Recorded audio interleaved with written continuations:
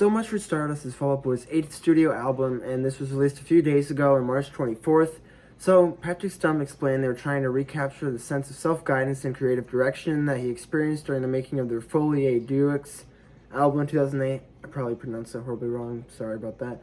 So basically he said he wasn't just trying to pander to external pressures or striving to get commercial hits, but instead making something creative and interesting.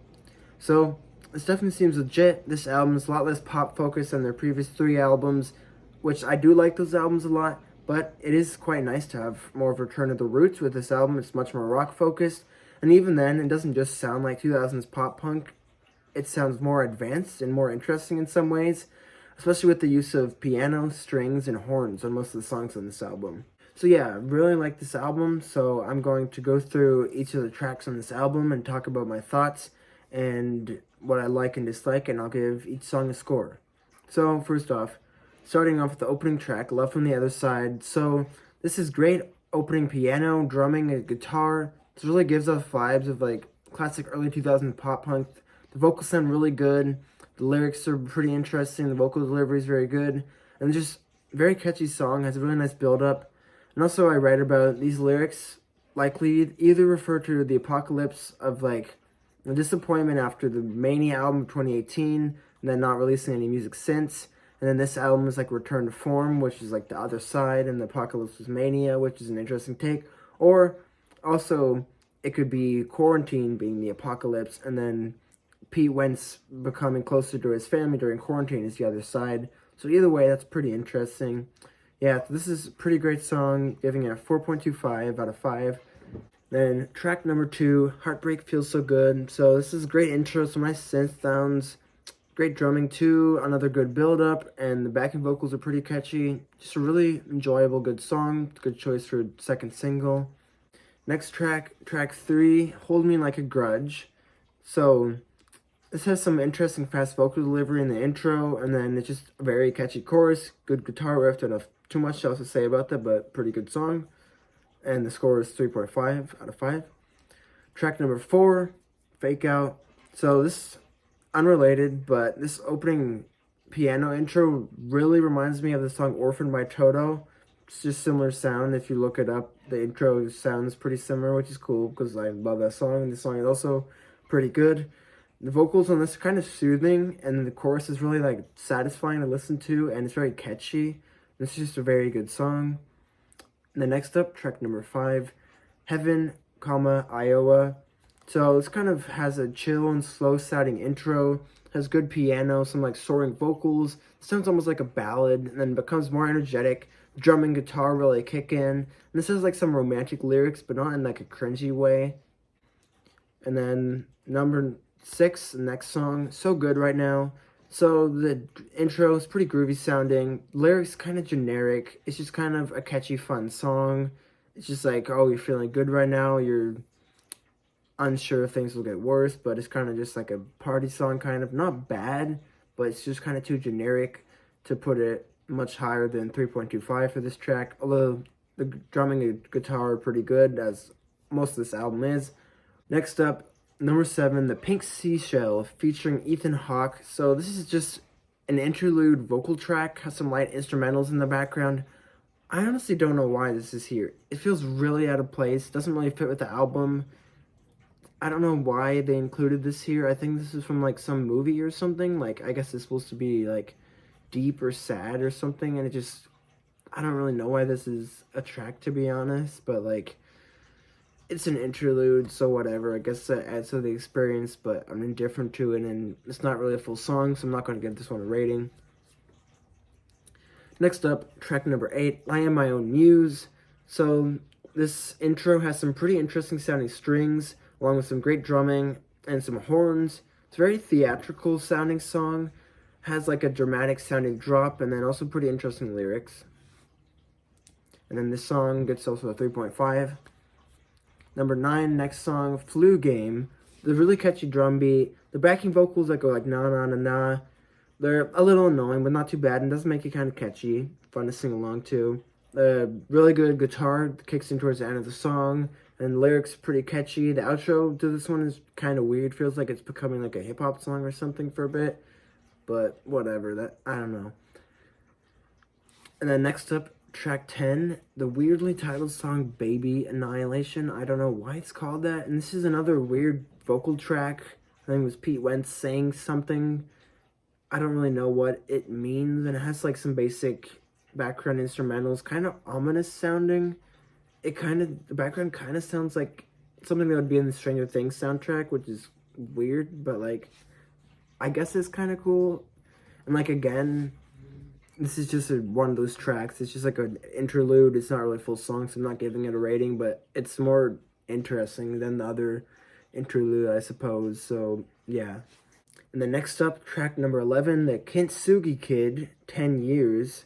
So, this is the slower sounding intro that starts the song off.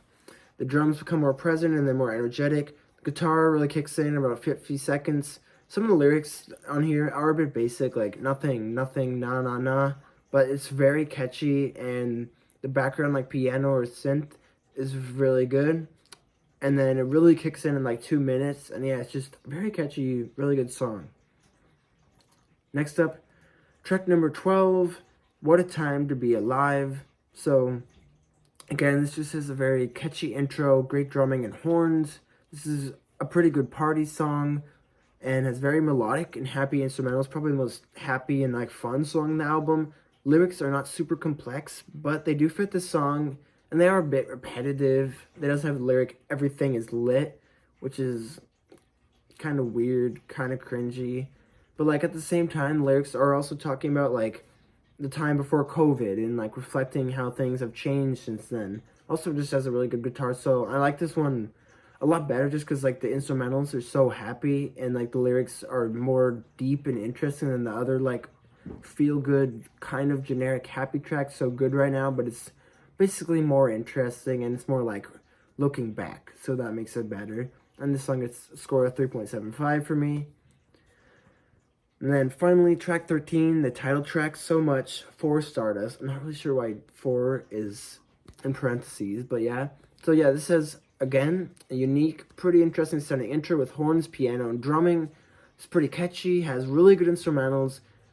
Honestly, I don't really know what So Much for Stardust means right now. And also this song, it is interesting.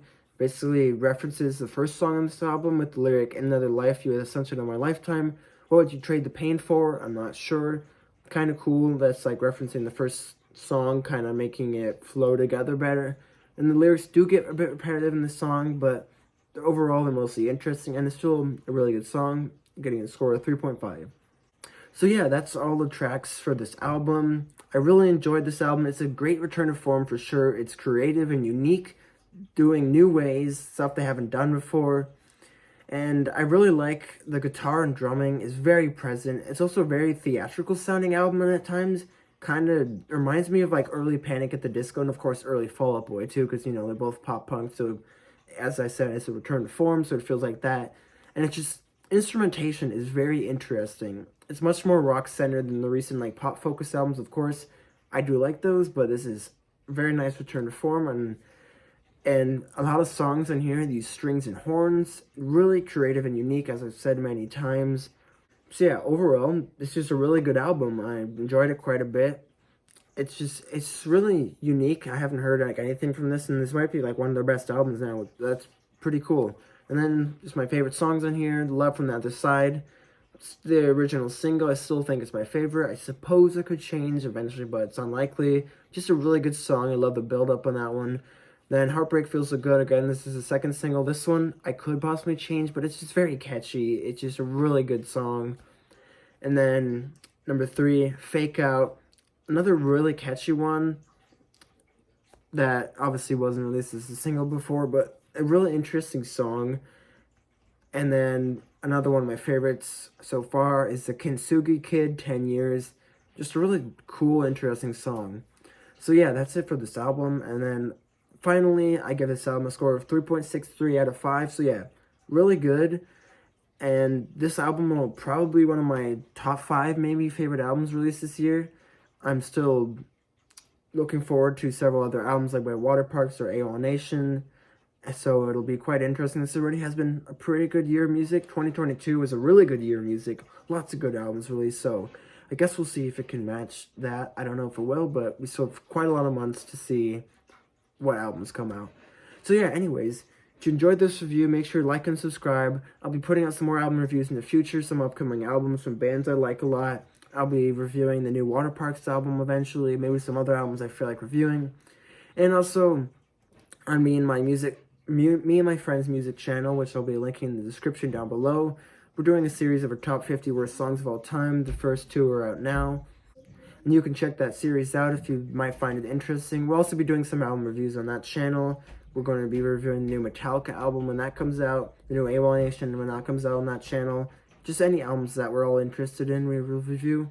And different music-related videos in the future, including at the end of the year, we'll make a video of all our favorite albums of the year, probably top 15 albums of 2023. We did that next year, and that was very interesting. So yeah, make sure to subscribe to that other channel, and then see you in the next video.